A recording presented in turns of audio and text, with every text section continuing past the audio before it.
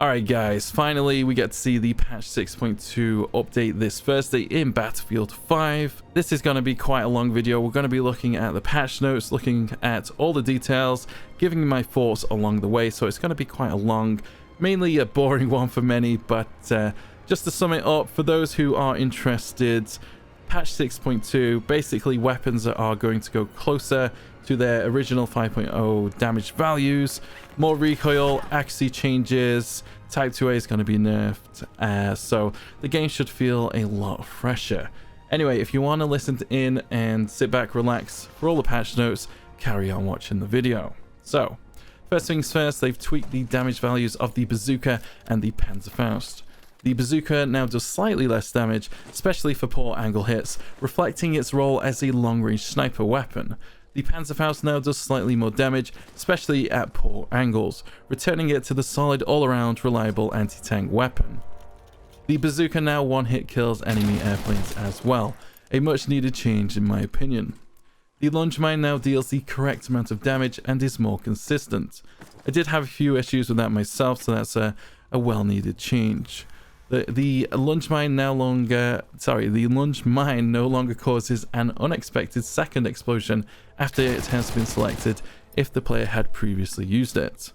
Also, the Lunge Mine now properly destroys stationary weapons. They've improved the Panzerfaust third-person reload animation while in a dinghy boat. When equipped with some upgrades, the 2x scope on the M2 carbine did not zoom in properly.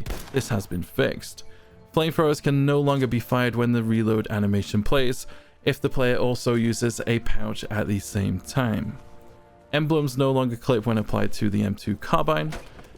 Anti-tank grenade throwback functionality has been fixed. Ensure that the ammo belt disappears correctly when using the drum mag on the MG34.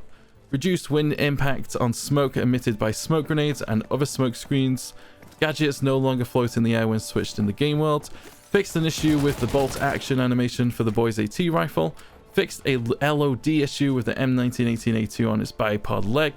Fixed an issue where certain smoke effects would not be properly blocking enemy spotted icons. Fixed an issue with the KI-147 and V1 rockets sometimes not having any engine sound. That's been happening a lot to me, so that's a good change. Fixed a bug that would sometimes allow the spotting scope to spot enemies behind walls. Wow. Fixed an issue that would cause an unintended soldier screen to play throughout the explosion when using the Lunge Mine. Have heard of that a few times, quite comical.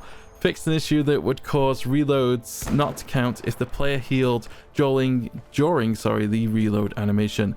That happens to me all the time. I'm glad that's been fixed. Fixed the spotting scope's glint not being aligned with the scope itself. Corrected the ammo crate to have a pickup glint effect when being held in the player's hands.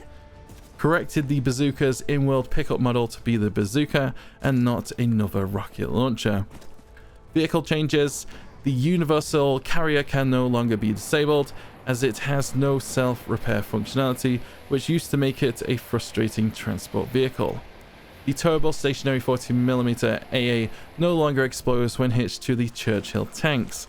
The Sherman tank no longer gets the decals of the other enemy team should it get stolen by the enemy team. The Corsair F4U-1C back wheel no longer clips into the tail rudder when it retracts after takeoff.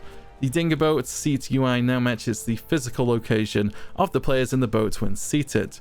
Improved syncing of tank turrets aiming position between zoomed and non-zoomed modes, which could previously be inconsistent if players late joined a server. The Archer's rear engine compartment has been upgraded with more armor, while still easy to critically hit like the rear. It will take less damage from a critical hit. Increased drag on the HE shells for tanks to reduce long-range tank sniping versus infantry. AT dedicated shells, which have less blast, are not affected by this change. Increase the damage of AT mines slightly.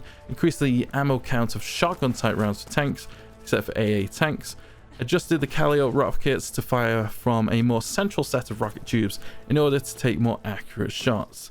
There has been a decreased time between the 4-round rocket barrage of this to make it more competitive with the Hatch's 6-round burst. Improve the Kettenkrad handling to be a more fun vehicle to drive. Airplane's third-person bomb sight gets less accurate at higher altitudes. That's a change I really like. So you gotta be, if you're in the plane, you gotta make sure you're on target. I like that. That's good. Pilots need to align the rings to bomb accurately from higher altitude. That's a nice change in my opinion. Fixed a bug that could cause visual bugs when players switch between seats in the LCVP. Also fixed a bug in the LCVP to sometimes rotate and spin out of control at a very high speed. Fixed the incorrect icon for the Storm Tiger with the smoke launcher. Fixed an issue that would cause spotted enemies to not appear from an airplane. Fixed a bug that would cause transport vehicles on the Pacific to not drive backwards if the terrain was not flat. Also, a bug with the transport vehicles on the Pacific, which would sometimes cause visual issues, has been fixed, and certain airplane propellers spinning slower than intended. Also, an issue with the airplanes. Planes were not taking damage when hit by shell projectiles, also fixed. And lastly, fixed a bug that could cause the gunner seat position to look broken after entering it. Soldier fixes: the death flow has been refactored, making it more robust and free for easier us to debug should there be other issues. This solves multiple issues relating to players getting stuck in a bleeding out state after getting killed. Seen this a few times myself, so it's good DICE are fixing that and setting up a system here. So if there's any other issues in the future, they can debug it a lot easier. I like that. Improved Norman Kingler's downstate, which would previously result in invisible torsos in first-person view. Not seen that myself. Japanese soldier audio no longer requests a V1 instead of their rockets. Fixed another bug that could cause ragdolls to hang from their hips. With this fix, hopefully this bug should get even rarer than it already is. Kind of like bugs like that, kind of funny. Fixed an exploit that would increase the height of the player's camera. Interesting. Fixed an issue affecting soldiers throwing a kunai knife, hope I pronounced that right, which could result in the katana sword floating in third-person perspective. And lastly, fixed a bug that could cause the soldier to continuously play the throw punch animation. I've seen that a few times, it's quite annoying. I like it. Alright, maps and modes. Solomon Island first up. Remove the supply station that was inside the mountain. Remove the invisible collision near the beach on breakthrough. Fix an issue located inside the crashed plane that could cause players to get stuck. Fix an exploit that would allow players to hide inside a mountain wall. Removed a duplicate static track that was placed on top of another truck. Fix multiple issues that would allow players to reach unintended areas of the map. Once the AT cannons have been destroyed, they have to be rebuilt. Previously, they would incorrectly respawn. That's a good fix there. Some water no longer squirts dirt effects when being fired upon. Rain effects no longer go through the crashed airplane and military barracks. Fixed a bug that would cause invisible fires to be spawned by destroyed US transport vehicles. Various smaller clipping and other graphical issues. Many improved spawns, improved water transparency from some angles, added missing rain particle effects, and Conquest have improved the capture area on Sea Flag. Iwo Jima, various minor graphical improvements. Pacific Storm, decrease the intensity of the sun when looking out of certain bunkers. That's a good change right there.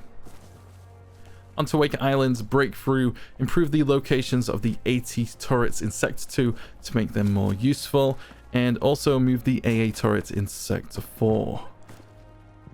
Also on Wake Island, fix the debris to look better when players destroy the planes parked inside the hangar. Improve placements of vehicles resupply stations. Added a limit to the amount of active planes on the map at the same time. Each team can now only have 2 active planes at the same time. That's interesting. Yeah, that is interesting. I do think the planes are getting a bit silly on Wake Island. My voice went a bit funny there. Yeah, on Wake Island, especially when it comes to the spotting flares. Also on Wake Island, we ask everyone to be careful around the large fuel tanks. Oh, yeah, so they've changed. Planes now get destroyed if they crash into the hangar, and also the floating sandbags have been fixed. One fix for Aerodrome, improve the smoke grenade effect in the hangar area, making it more difficult to see through it. Devastation fixed a few spots where players could get stuck. For Yale, Squad Conquest, move around a few objects that could cause players to get stuck in the geometry.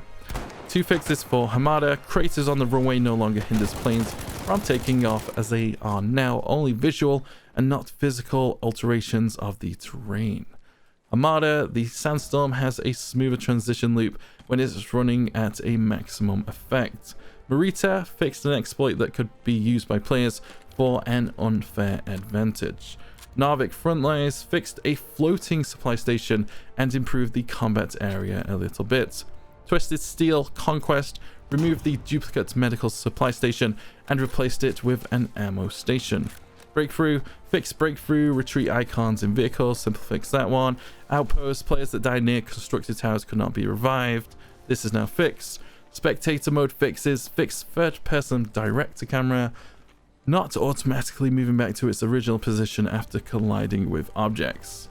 Also fixed a few cameras that were placed outside of the playable area by default. 2 fixes for war stories, fix for the missing throw knife animation and missing grenade throw animation as well. Firestorm, 2 fixes surprisingly, fix the missing propellers on the drop planes, and the minimum player count for solo has been decreased from 8 to 2. Wow, that is quite a change. They are really trying to keep it alive there in some kind of way, but honestly we do need some major changes to Firestorm if it's ever going to survive. In its current state, teamers, cheaters, limited server availability, especially if you're in the UK like me, Firestorm is just not going to survive. Lastly, other fixes implemented a new audio prioritization system in order to reduce occurrences of important sounds being called due to performance limitations. This results in more controlled and stable behavior for sounds such as vehicles, footsteps, and weapons. A much needed change in my opinion. Recently, I don't know if you guys have noticed, but sometimes there is no audio coming from tanks, footsteps, and weapons as well. It's very strange. It sounds like you just, there is no sound. People are just invisible on the audio. No footsteps, getting flanked all the time. People are shooting at you, you can't even hear it. So for me, that's a welcome change.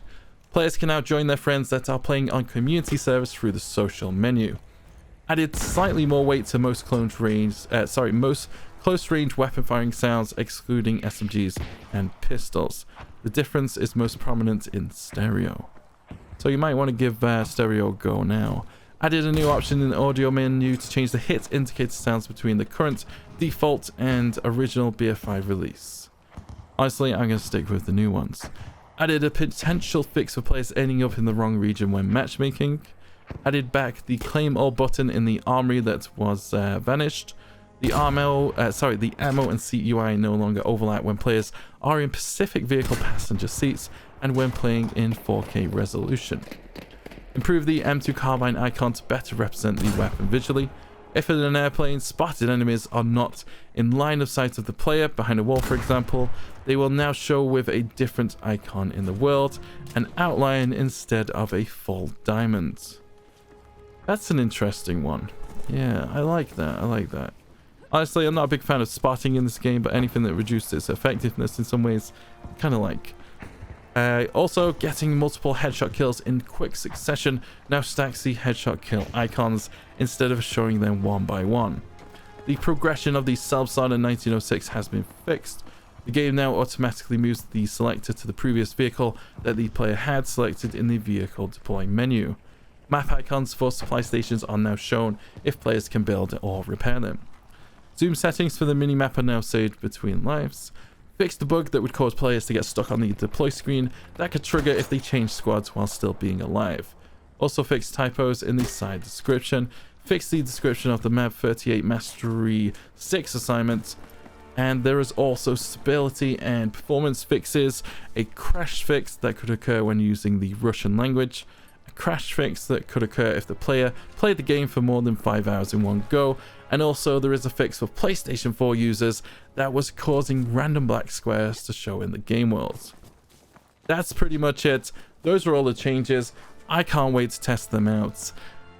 Not a lot there that really concerns me, but it's the weapon changes, you know. I want to see more recoil. I want to see more variety in the gunfights. We need more Firestorm changes. I don't think this is enough right now to keep the game alive. I know that's not their intentions with this, but if Firestorm is going to stay alive, we need something. It probably needs to go to free to play at this point, but yes, I hope you guys enjoyed this video. Sorry it's a long one, a little bit boring in places, but some people want to watch these things. Honestly, I'm not going to give my thoughts on all of this. There is some good changes here. It's mainly just basic fixes that need to be in the game, but to keep people interested, yes, weapon changes, that's going to keep people interested, but we do need some map design changes, flow, spotting, all of that needs to be reconsidered. In my opinion, and I know the many of my viewers in streams and on the videos, they are interested in changes in those topics as well. Anyway, I'm going to end the video here. I hope you guys enjoyed this video. Thank you very much for watching, and I'll see you tomorrow. Take it easy, guys. Catch you later.